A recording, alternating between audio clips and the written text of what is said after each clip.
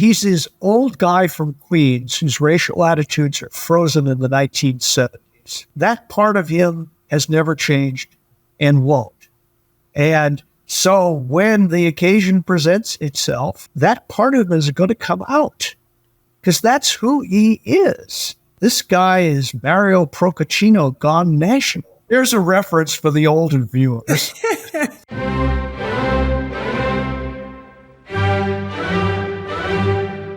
Welcome to Beg to Differ, the Bulwark's weekly roundtable discussion featuring civil conversation across the political spectrum from center left to center right. I'm A.B. Stoddard, columnist at the Bulwark, and I am joined this week by our regulars. We have Bill Galston of the Brookings Institution and the Wall Street Journal, Damon Linker, who writes for the Substack newsletter Notes from the Middle Ground, and Linda Chavez of the Niskanen Center. I am sitting in for Mona Charon, who's enjoying vacation in this very busy news cycle. She'll be back next week. We had a guest, the lovely Jonathan Allen of NBC News, but with technical difficulties, we've lost him. So we are going to have a rowdy roundtable, just the four of us. It's good to be back with you guys. Last time I saw you, we were in the before times, which was before Biden dropped out of the presidential election. I want to start on another light note, which is that today we saw the release from Russian prison, Evan Gershkovich of the Wall Street Journal and Paul Whelan, who's been held there for more than 6 years. It is, according to the Wall Street Journal, the largest e-swap prison swap since the Cold War, and it's cause for great celebration and elation. So that is an amazing development. Sadly, Alexei Navalny was supposed to be part of this swap, which is the culmination of months and months and months of what Jake Sullivan characterized as the most complicated exchange in history. So it's amazing to see this happen. Joe Biden is going to take a victory lap about the strength of our alliances and the strength of democracy, and it's well deserved. So, guys, we have to get back to something more dark and cruddy, which is the subject of Donald Trump. Yesterday was an epic day. We'll be talking about it decades from now. It was one of the Trump greatest hits. He goes to the National Association of Black Journalists, where he is speaking to a room full of Black journalists and lectures them once again about the invaders taking over their Black jobs. And, of course, famously says that he thought that the vice president was Indian and just recently transitioned to becoming Black or being Black. He didn't just end there. He doubled down at a rally last night and has been sending a lot of Truth Social notes about it. He's pretty into it. Our colleague Jonathan Last today, he's been writing a lot about pro wrestling as a model to understand Trump. And he talked today about cheap heat, that Trump did this entirely intentionally. And I kind of think it too. He missed being in the spotlight, owning the spotlight, controlling the narrative, and he jumped in to do something awful because any publicity is better than none. So I want to go around the horn and ask what you guys think. Did he step in it, or was he intentionally trying to juice the racists and be in the headlines again? I'm going to start with you, Linda. Well, I vote for the racists and headlines if it's that kind of question. Look, he doesn't like not being in the headlines. He does kind of dog whistle in a very unsubtle fashion to his supporters, his refusal to pronounce Kamala Harris's name correctly. Kamala, he calls her, or Kumala, or I know he has all sorts of bizarre interpretations. But this whole race issue is one that he loves to play up. And the idea that Donald Trump gets to decide what Kamala Harris's racial identity is really offensive. This is a woman who was bused to school when she was a young child living in, I guess it was Berkeley or thereabouts, when she was growing up. And she made a big deal of that when she debated Joe Biden. She's also somebody who went to Howard University, which is an historically Black college, pledged a Black sorority there. So this idea that somehow she has suddenly found her Black roots is just nonsense, really offensive. And he may very well have been trying to do this for his less savory supporters. And Damon, what about you? Do you think he just sort of fell apart, doesn't know how to run against her?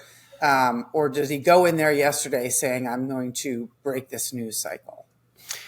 Well, I sort of want to be a kind of mushy guy in the middle and say that I thought Jonathan Last's interpretation of this was pretty brilliant.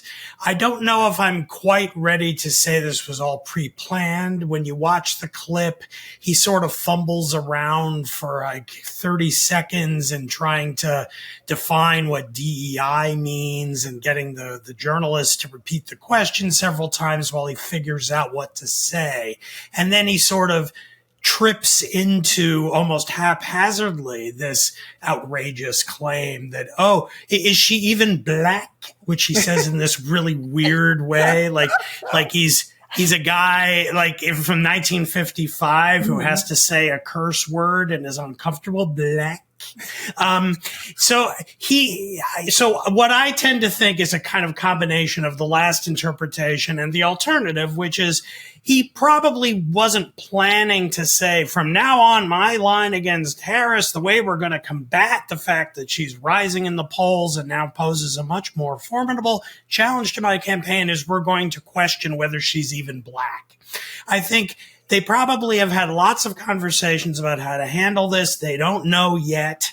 And he, as always, has impeccable demagogic instincts. And I think in that moment, before a room full of black journalists on stage with a prominent black journalist, he figured, I can insult these people to their face, which will make my voters very pleased, and I'll say this crazy thing about Kamala Harris, and he probably ended up there half by accident, and then was delighted that it completely set ablaze the internet and all of media the rest of the afternoon, and he got all jazzed up precisely because of what Last says in his very good piece, which is there is this thing in wrestling of cheap heat where you simply get attention. It's the wrestling version of a publicist saying there's no such thing as bad publicity. You write a book and it gets panned on the front page of the New York Times book review, well done, because you want to be talked about. It doesn't matter if it's positive or negative. So I totally can see that Trump feels that way, thinks that way. And I want to give him the bizarro backwards credit of the fact that he just probably lapsed into it by accident. Okay, so Bill, we are going to get to the effect of it. We're going to go back around the horn with everyone about that. But Bill, in terms of just what he did, whether or not you think it's premeditated, I mean, I think his pathologies demand that he get back, and he used the cheap heat, that he had to dominate the news cycle. What were your thoughts when you saw it unraveling? You know what? This is the sort of issue that doesn't play to my strengths. Seriously, I have no idea why he did it. Yeah. Right? I really don't. And I'm not sure that he knows why he did it either. What I do know is that he's this old guy from Queens whose racial attitudes are frozen in the 1970s. And that part of him has never changed and won't. And so when the occasion presents itself, that part of him is going to come out because that's who he is. You know, this guy is Mario Procaccino gone national. There's a reference for the older viewers. Some of them, anyway. And, you can take the boy out of Queens, but you can't take the Queens out of the boy. And this is entirely continuous, for, a man who began as the son of a father, who notoriously excluded African Americans from his rental properties and had to be forced, I believe, by the Justice Department to change course, and no doubt thought that was a terrible imposition. And no doubt his son agreed with him 50 years ago and continues to agree with him. It's who he is. Okay, so Linda, what do you think the effect of this? I mean, Republicans were on background; they never want to be named, saying this was a debacle. People were suggesting he tried to clean it up. Does this matter at this point? I think it does matter. And by the way, not everybody who is a supporter of Donald Trump publicly has come out against it. I heard David Urban on CNN, I think yesterday, I guess it was. Every day seems like a week now. And I think it was Wednesday. Basically saying, well, when she was elected senator, the Sacramento Bee touted the first South Asian elected senator. Well, that's because the first Black elected senator had happened many, many years ago, actually during Reconstruction, if I'm not mistaken. And there have been, many since. So, but there hadn't been anyone who was part South Asian. Look, this racial identity stuff, it really gets under my skin. I mean, with the name Chavez, having grown up in the Southwest during the 1950s and 60s, I'm very familiar with the kind of prejudice and racism that people of color have to endure. And I think that this is going to energize Blacks. Look, Trump was making a real play for Black men in particular, and he was doing it in the absolutely most crude terms, having people accused of murder, rappers accused of murder up on stage with him, telling listeners that Blacks could now identify with him because, he's a convicted felon, that kind of thing. But the fact is, I think so many people are going to be offended by this that I think Kamala Harris has already energized the Black community. But I think this could give her a little boost in that community because it does remind us that this is who Donald Trump is. Bill Galston is absolutely right. Yeah. This is who he is. And he always plays to the lowest common denominator. So I think it'll be a little bit of a boost for her. And Damon, what about, before we get to her response, what do you think the effect of Trump, Unity Trump, humbled or nearly assassinated Trump, really just melting down there will be? Are there swing voters who are still, double haters and yet to make up their mind? And do they notice this type of thing? I mean, his nephew came out with a book this week saying that Trump is a virulent racist who used the N-word and did other horrible things. And these things just seem to go, out into the ether and disappear. Well, what's your sense of whether or not this sticks and it matters? Well, I think this is one of many data points that we've seen since Biden dropped out and handed things over to Kamala Harris that show that we are now in the process of going back through a wormhole to 2016.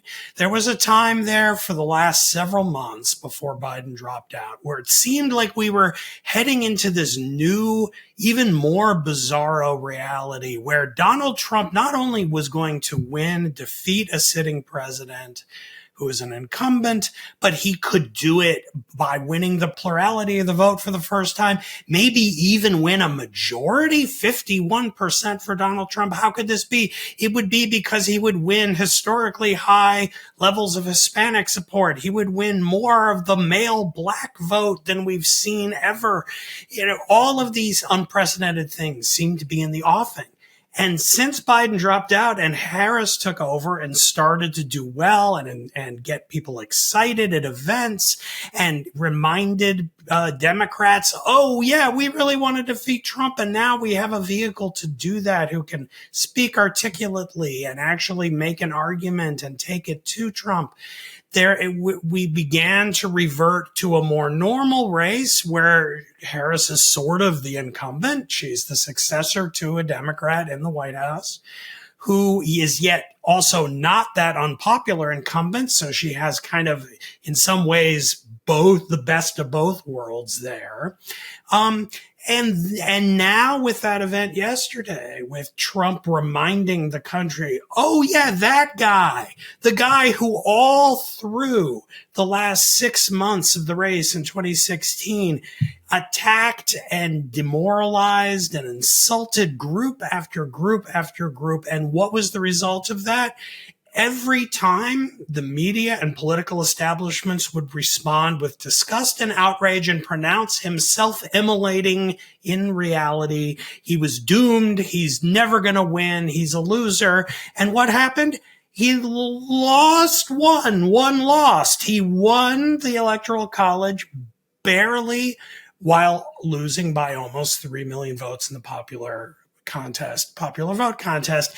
And I think what we are in the process of seeing here is the race reverting to something very much like that. I would not be at all surprised if by the end of the next month, Harris is up by 3-4 points in the national polls. The swing states are kind of all muddled and all over the place within the margin of error.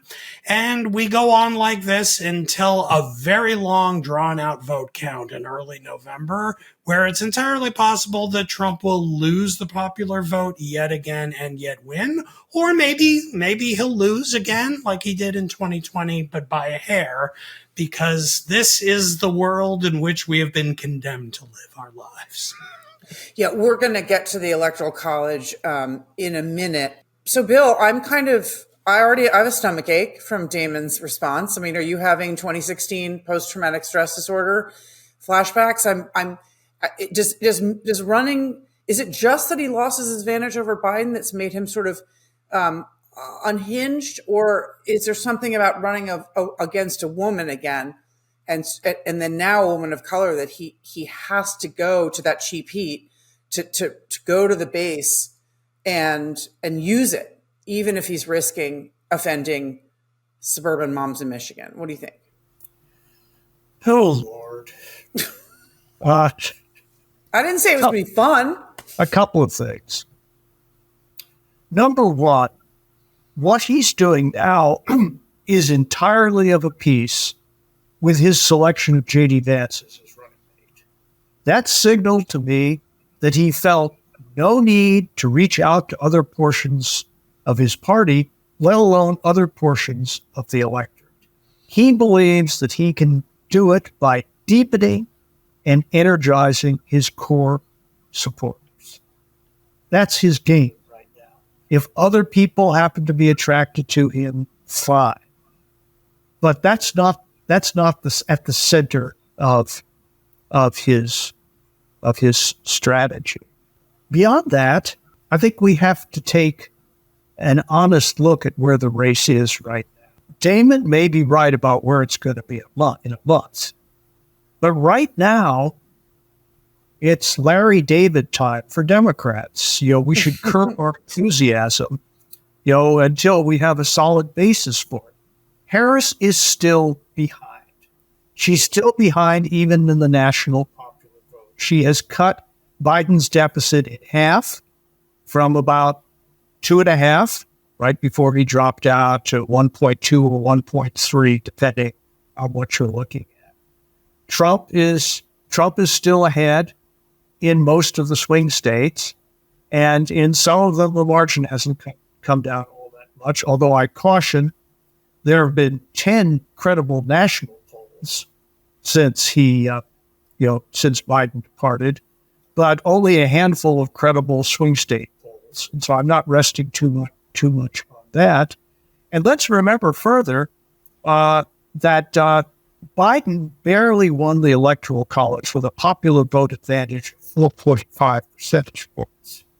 So even if Republican votes are distributed a little bit less efficiently than they used to be, because Trump has made great strides in blue states like New York, which he isn't going to carry. The odds are that Harris still needs to improve by 4 to 5 points in the national popular vote where she is in order to have a really good chance of prevailing. So she has stopped the bleeding. She started marching back up the hill, but she has a long way to go to get to the top. the Hill. And that's where we are. Okay, so I do want to discuss polling in a bit, Linda, but I do want to talk about Vance, who Bill just raised. This is so fascinating. I mean, we've not seen something like this. Trump fires good people, but he doesn't usually hire bad people and then have the world second guess his decision. So this is new territory for him. And I think it's really bothering him. And we had a great piece on the site last night. It's up today by Mark Caputo, basically reporting that most people in Trump world think that Kellyanne Conway has been stirring up this trouble about Vance. She denies it, of course. But what's so interesting, there's a line in his piece, Trump World insiders say this patch of turbulence feels more stressful than the GOP primary, Trump's criminal and civil trials, and the assassination attempt. That this strife over Vance, you just wrote a piece on your Substack, which I recommend to everybody, very poignant piece about your life compared to his childhood growing up, which is very moving. He's really a crappy guy. But I ask you, Linda, how much does this alienate fence sitters who would be interested in maybe voting for Trump anyway? Well, in some ways, in this regard, I agree with Donald Trump. He said vice presidential picks don't matter. People vote for the top of the ticket. And I think that is the case. Vance is deeply flawed. And the fact that you can pull up all of these terrible quotes, the cat lady quote and others from his past, means that the ticket itself will get more negative attention.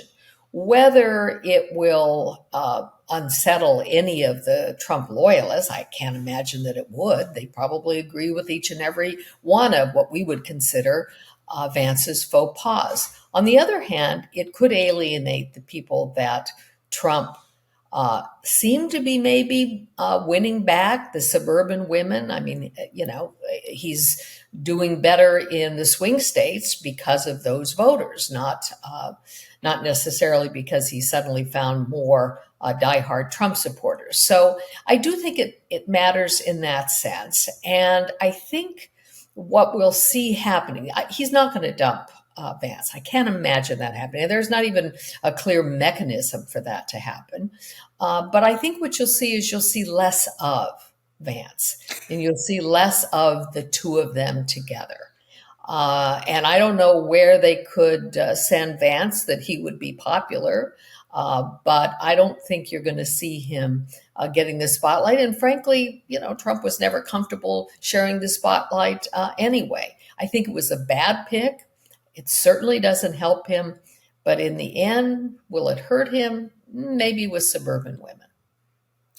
Damon, do you think he's going to get the rub out? I mean, not get dumped from the ticket, but do you think that Trump would actually, I mean, it's a problem. You could tell in his answer yesterday, Harris Faulkner from Fox asked him, is he ready on day one? And he says, which Linda just quoted, historically, the choice of VP makes no difference, and just throws him under the bus. Can we see rallies in the future where weeks go by and he doesn't campaign with Vance? I don't know. I mean, this speaks to what we talked about at the top of the show about, whether getting any heat at all is better than no heat. And Vance certainly has gotten a lot of heat since his choice. So I'm not sure. On the other hand, it's not like Trump wants Vance to be getting the heat. He wants the heat. So maybe there's an inter-ticket competition on who can get the worst headlines in the mainstream press. I mean, I would also loop back to what I was saying in the last segment about this question of reverting to kind of the 2016 mean. Because this is another example of how this is happening, the choice of Vance. There's been one stream of interpretation among analysts over the last 8 years about what is this Trump phenomenon. And some people argue, Matt Iglesias is one, who say Trump managed to succeed because he moderated over regular Republicans, kind of pre-Trump Republicans. And on one dimension, I find this crazy because on on trade, tariffs, especially immigration. He's like a leap, and foreign policy. He's a leap to the far right. But there is this other respect in which his refusal to talk about cutting entitlements and kind of soft pedaling a lot of kind of fiscal conservatism was a kind of shift to a more moderate position over, say, a Paul Ryan. And it is true that at some level, Trump's appeal is something, has something to do with this kind of combination of changes, a shift to the right in some things and a shift to the middle in others. The problem with Vance is that his kind of wheelhouse is the stuff that involves a shift to the right. And he has a habit of talking as if his audience is made up entirely of the most rabid right-wing ideologues. So like the question of like, where should they send Vance? Where would he be popular? Claremont, California, or Peter Thiel's living room. I mean, I don't know where else. This is when he decided to flip to the MAGA right, when he launched his Senate campaign in 2021, he did a series of interviews with far right podcasters, with small niche audiences of kind of quasi-fascists. And he just let it rip. And that's where he said this thing about women at first, and he said things that imply that he believes in overthrowing the government and telling the president to ignore what the Supreme Court tells him to do.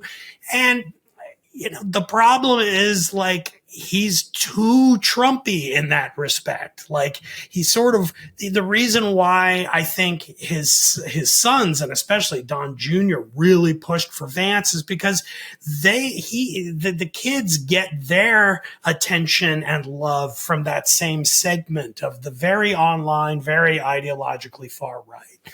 And so I don't know. He is going to be a bit of an albatross around Trump's neck, but I also agree with him, as we all understand. Usually vice president picks don't make a huge difference. And Trump has so many negatives in sort of the same quadrant that it's hard for me to find how you would even figure out how to attribute it to Vance versus just Trump saying his own outrageous things. So, Bill, you said that he was chosen to basically double down on this, you know, on this MAGA base vote. And I guess Trump or someone in the campaign said that they were going to park him in Pennsylvania in the Rust Belt to just obviously to juice the bro vote. I mean, that's what it was for. Do you think that the press that he's gotten and the things that he said are toxic enough now that he can't really even be useful on the campaign? I know he would be great on Tucker's podcast like 3 times a week, wow.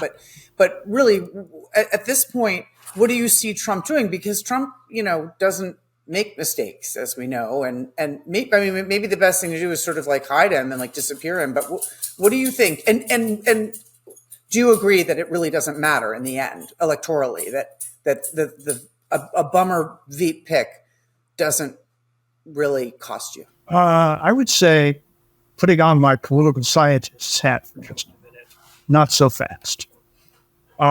And let me set up the question this way. There is a lot of evidence that astonished me when it first came out a generation ago, but I'm now convinced it's true, that the selection of Dan Quayle did not hurt George H.W. Bush's campaign one bit. That's on the one hand. On the other hand, there is also solid political science evidence that Sarah Palin did hurt John McCain. So one way of thinking about this imponderable question that you posed is, you know, are the analogies to Dan Quayle more compelling or the analogies to Sarah Palin? I'm inclined to think that this is a little bit more Palin-ish. And therefore, you know, I think that Trump may have cause to regret this selection, especially if he loses narrowly, which he will never admit. But the rest of us, if we're looking at a narrow defeat, I think I will be tempted to say that if he had selected Marco Rubio, you know, he would have won. Yeah. You know? And, and even the governor of North Dakota, Doug Burgum, who is a grown up and would have been a serious governing partner and wouldn't have scared any horse that I could think of. And here's one other consideration. The conventional wisdom among Democrats is that Trump has a ceiling that is at the highest, no higher than what he got in 2020, which was 46.8% of the vote. Unfortunately, Trump has been averaging 48% for quite some time. And that is a material difference. If it turns out that Vance costs him the 2% of the popular vote by which he has improved his 2016 showing, that could easily be the difference. And I don't think anybody can rule that possibility out. Now, let me just put Harry Truman famously called for one-handed economists. Well, I'm here to tell him that two-handed political scientists are pretty thick on the ground, too, when it comes to questions like this. It is at least possible that all the really bad quotes about Vance will be out there in public within the end of another week or so. And you then have a period where all of this is incorporated into the baseline, and then people aren't talking about it so much anymore. If the drumbeat stops, then I could imagine him turning into a more effective campaigner and perhaps on net, not an albatross, certainly not wings, but not an albatross either. So I here as elsewhere, I think we have to be a little bit careful. Yeah, I think that's interesting. I mean, right now, Harris is on offense, right? If she's on defense, maybe Vance becomes more valuable to Trump if her back's against the wall with a big international incident or something like that. But for now, Vance is a meme, and that's really not what Trump wanted. And it really is a problem because he is viral online in an unhelpful way. Now, Linda, Trump last night accepted Harris's challenge to debate. This would mean that Vance would be debating a white male governor to be named on the Harris ticket. There are either going to be two debates. Or senator. It could be Mark Kelly. He's a senator. Yeah, I don't think it's going to be Kelly, but we're going to get to that in a minute. So I'm fascinated that he said challenge accepted and he wants to debate her on the border. Is he going to actually agree to a debate? I mean, he says that it can't be the agreed to debate on September 10th. We have to totally redo the terms because it's not Biden. I think it's a risk for Trump to debate Harris. What are your thoughts on whether or not we will see debates? I don't know. That's my honest answer. I think he's going to look weak if he refuses to debate her. And I think he has reason to be concerned about debating her. Looking at clips of some of her debates, particularly not so much in her presidential race, but looking at her questioning the nominees to the Supreme Court and others, I think that, she can hold her own. And she was a prosecutor, and I think those skills come through on the debate stage. And I think she will have an easier time in certain ways debating him than Hillary Clinton did. I think, first of all, she's more appealing just on a personal level. She is warmer than Hillary Clinton was. So I think he will debate her. I think she is already anticipating that he's going to try to turn the whole thing into a debate on immigration. And she has an ad out now on the immigration issue, which is really quite good. And she blasts Trump for having turned down the bipartisan bill that was supposed to come to the Senate for a vote and that didn't because Trump said, no way, I don't support this. But that's going to be the issue, I think, that he's going to try to turn any debate into. And it will be very interesting to see what she does. She has to have, I think, some sort of a plan for how she's going to deal with it. It's got to be more than just attacking Trump for having killed the bipartisan deal. She's got to come up with her own plan for how she is going to deal with the immigration issue. And it probably can't look exactly like the Biden deal because that basically has gone nowhere. Okay, but in her ad, she says it went nowhere because of Trump. No, she said that she was talking about the bipartisan deal. I'm talking about the comprehensive bill that I Biden see. put on the table Okay. when he first became president. And absolutely, that's the only way to solve the problem at the border is comprehensive immigration control. But she's got to have some answers. She was not the border czar, but she did lead a diplomatic mission to Central America. And they called her portfolio the root causes strategy. That's a kind of, liberal trope. We have these problems because there's poverty, there's violence, etc. She's got to come up with more than that. It is true, though, that after that strategy was put into effect, we did see a decline in illegal migration from both Honduras and El Salvador. Damon, by the time this actually is released, we're taping Thursday afternoon. We could have, it could have leaked out, or they could have announced who is going to be running with the vice president on her ticket. It's supposed to, their kickoff of swing state, their tour of battlegrounds begins Tuesday, and they're going to, I believe, appear in Philly on Tuesday. But we could hear about him well before then. What are your thoughts on what he can or should do to help her win? Well, I mean, it's certainly not any mind-blowing bit of advice. I mean, be charming, charismatic, articulate in defending, broadly speaking, democratic policy positions. Sound patriotic. Sound like when you're talking about Donald Trump and what he represents, that you as an American are offended by the kinds of things that he proposes to do in and by our country. And I think pretty much everyone on the short list could do that quite well. I suspect, like everybody within punditry circles, that it's going to be Josh Shapiro, just because we all, I think, most of us, everyone other than the anti-Israel far left thinks he's an incredibly talented politician and kind of perfect for this in all kinds of ways, both because of his innate talents, but also because he's from what could well be the key tipping point swing state of my home state of Pennsylvania. And of course, as you said, AB, the event kicks off in Philadelphia, which is in that state as well. So, it seems like everything seem to be pointing in that direction. But I think Waltz would also be good. Really everyone that is on the short list, I think, could be an effective running mate for the Harris ticket.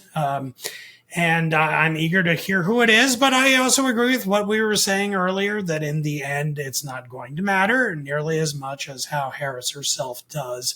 But I have a hard time thinking that anybody who is on that list would be anything remotely as polarizing as Vance has turned out to be for Trump. I assume it's going to be more generalized good news for the Democrats, whoever it ends up being. That's what I am assuming, looking at who she might pick.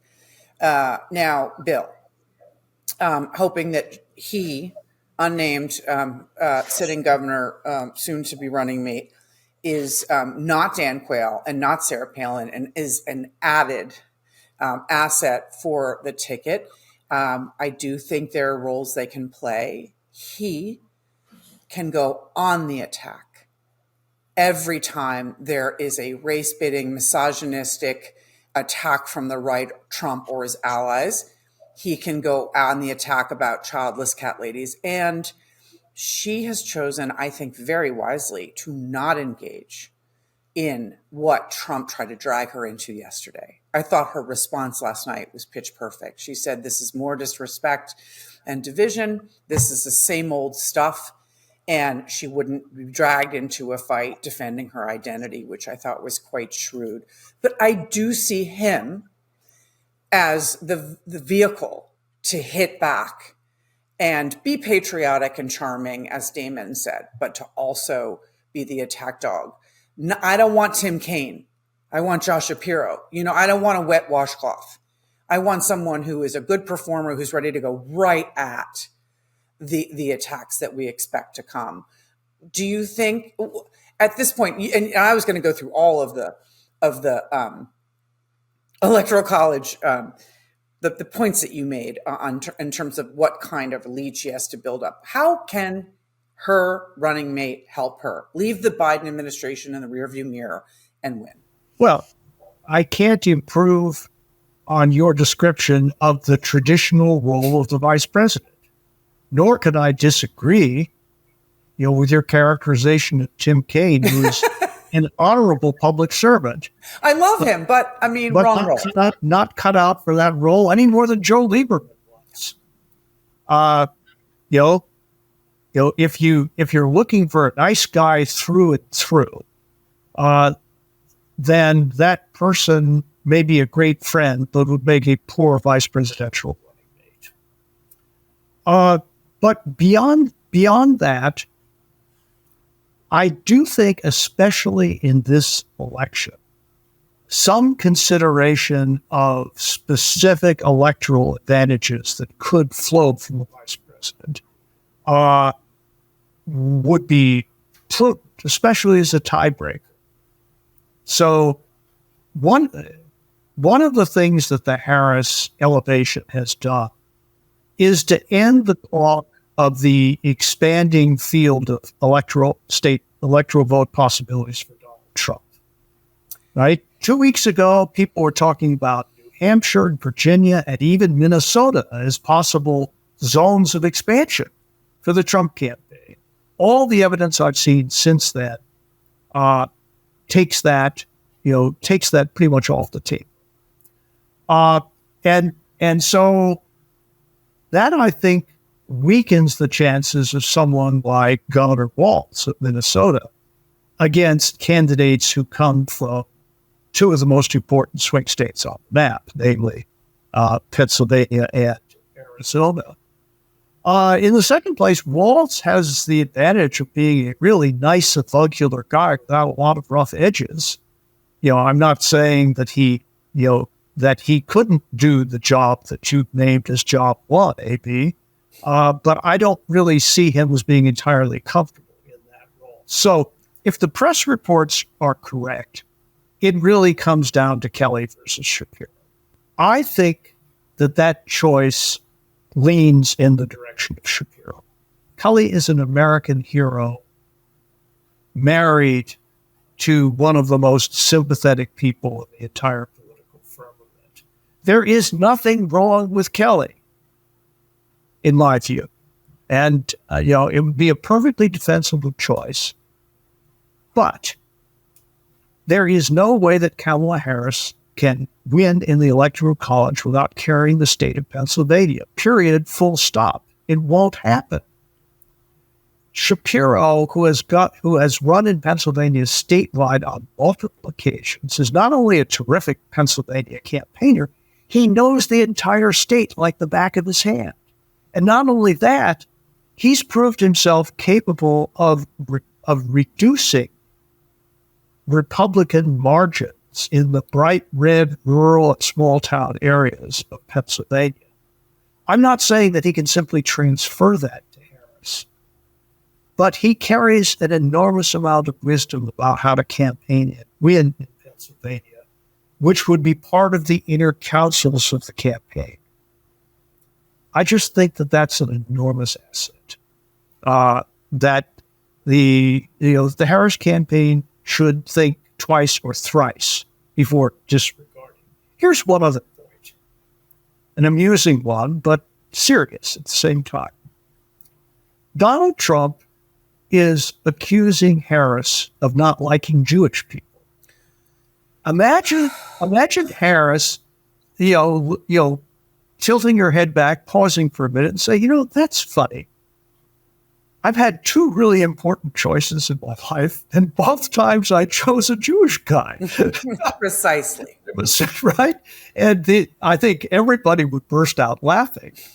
It would also be true, and I think it would make, it would just make Trump's charges about anti-Semitism look ludicrous. I'm waiting for that moment. Okay, so Linda, what do you think a generic vice presidential candidate can do? And then since we're all obviously on the side of Josh Shapiro, good Lord, I hope he gets chosen after this conversation. But I hope he gets chosen anyway. He is my first choice. What are your thoughts on this and how that person can provide balance, the different role that the white man would play to young people? Also, let's all talk about whether or not this country's too anti-Semitic to both break the glass ceiling on a woman who is of color at the same time as president, and then a Jewish man. Just any thoughts on all of that? Well, let me start with the last point first. In terms of anti-Semitism, traditional right-wing anti-Semites were never going to vote for Kamala Harris in the first place, so she didn't lose anything there. She has a harder time with progressives on the left whose anti-Zionism often manifests itself in ways that look to me like anti-Semitism. Mm-hmm. Certainly the protesters who took over campus. And she does have to worry about Michigan. And there are a lot of Arab votes in Michigan. But I also think there are a lot of Jewish votes that she has to be concerned about too. And I've said this before on the program. I think she cannot be viewed as somehow about to abandon Israel in its moment of danger. And, we just saw strikes in Lebanon and a killing of one of the Hamas leaders, the head of the political wing of Hamas in Iran. And we're going to see retaliation for that. And it could come very, very soon. My concern in terms of all of the people that we're talking about is the lack of foreign policy experience.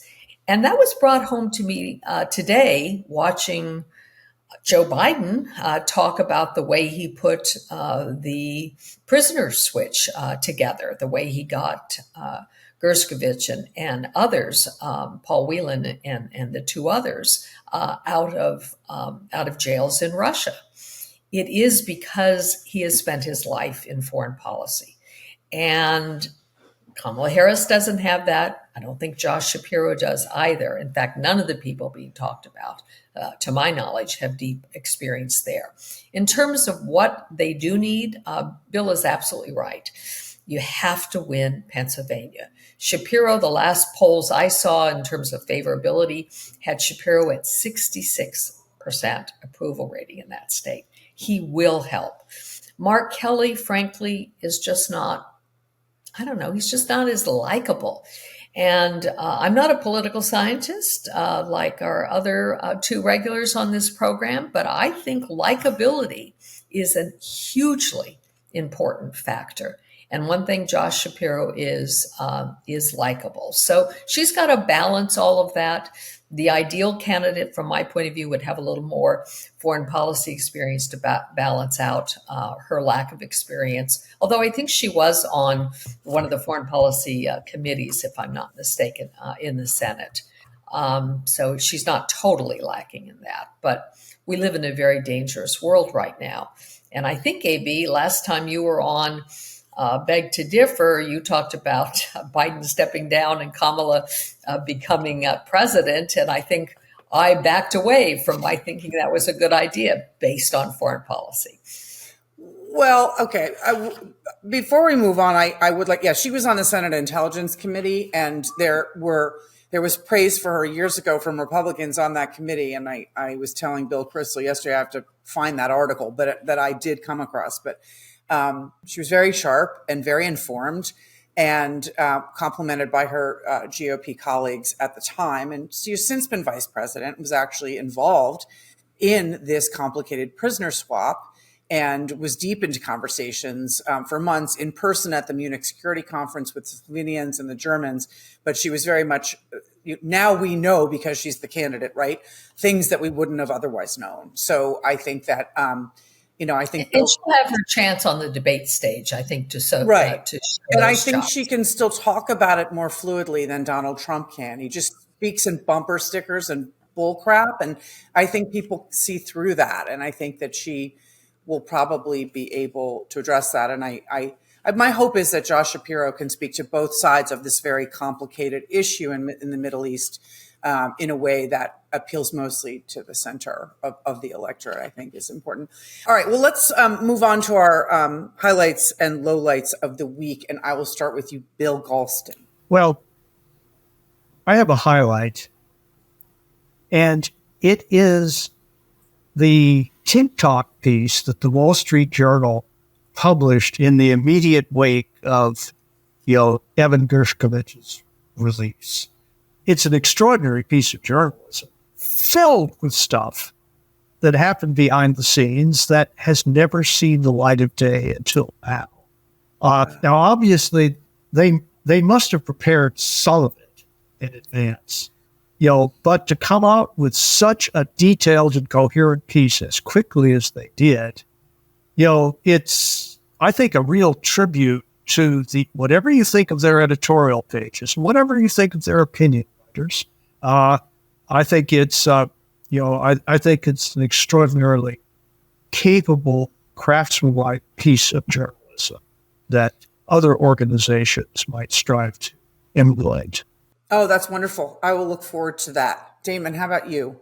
Well, at the risk of both not surprising anyone with a pick of something that I consider a highlight, and also at the risk of sounding a little incestuous here at a Bulwark sponsored podcast, I want to really highlight these two Jonathan Last pieces this week. The first one came early this week, I believe on Tuesday, titled Pro Wrestling Explains Why Trump is Scared of Kamala. And then there was the one on Thursday that was a kind of follow-up titled Donald Trump's Cheap Heat. I really do think that these pieces, after 8 years of this, it's really hard to come up with a kind of angle or take on the Trump phenomenon that feels fresh and illuminating and helps me as a full-time analyst of all of this to kind of do a double take and reevaluate some of my assumptions about how to make sense of it all. And these pieces succeeded in doing that. Part of that is because I am utterly ignorant of so-called professional wrestling. And that's a quality that I'm not ashamed of. But it is really illuminating to look at him and the way he uses demagoguery and the media in this unique way that leaves so many of us high-minded analysts sort of flummoxed all the time. When you read these pieces, you come away going, oh, so maybe that's what's going on. If that's true, no wonder half the time I have no idea why any of this is happening. So again, very strong endorsement to both of those pieces. I think listeners will really appreciate them if they haven't read them already, which they probably have because all our listeners are fans of the Bulwark. Thank you, Damon. I concur. You will learn a lot, like Damon and I did, because I too knew nothing about this. Absolutely fascinating. And it rings so true. How about you, Linda? Well, let me give kudos to Damon for making that recommendation. I was one of those people sort of scratching my head when this guy, what is his name, Dana White, came out, Ultimate Fighting Championship. I didn't even know what that was. And so the fact that JBL explains it all, he's one of my favorites and has been even before the Bulwark. So good for that. Well, I have a recommendation from another one of my favorites, and that's Yasha Monk in his Substack, The America of Yesterday, What the Country Has Lost Since I Moved Here in 2007. And a little bit like Alexis de Tocqueville, Monk is an outsider looking at American culture. He's been here quite a long time now, but he's very, very perceptive in picking up on things that some of us may not, we may see it, but we don't quite look at it in the same way. And he talks about riding the subway in New York and having the woman sitting across from him wearing a cap saying, I don't give an F *** K. And he talked about how that would not have been there in 2007, that there's a kind of edgy nastiness in American culture today. Some of it is political, some of it is cultural. A lot of it has to do with the pessimism that many Americans feel and the disregard for their fellow Americans. There isn't that sense that we are all one country, one people, and that we hold things in common. So I thought it was a very perceptive piece, and I would recommend it. As would I. I just wanted to jump in. Yasha has this new Substack that's just titled his name, Yasha Monk, and it's been very good so far, and this piece really was great. Definitely worth reading and pondering. Excellent. Well, I'm giving a shout out to the Wall Street Journal as well, Bill. I am fascinated by a piece from July 28th, America's New Political War Pits Young Men Against Young Women. This is something that Bill Galston is probably already studying, and if not, will be studying for years. We have a critical shift underway in our society and in our politics that will likely realign both parties and I think impact marriage. Young men basically feel that the focus on equity and diversity has robbed them of their economic, political, and cultural influence. Young women are terrified of Republicans taking their rights away. From reading it, it's full of data and is so illuminating and terrifying. This rift is growing. The algorithms on social media have been dividing them for years before I think both parties managed to alienate one or the other, young men or young women, much to our detriment. Strongly recommend this, and it's going to be a burgeoning challenge for all of us, in addition to both parties. I want to thank Linda and Damon and Bill for joining us. I want to thank our producers, Jim Swift and Ben Parker, Mona and the gang. We'll be back here again next Thursday. It's been a pleasure to be with you. Thanks, everyone.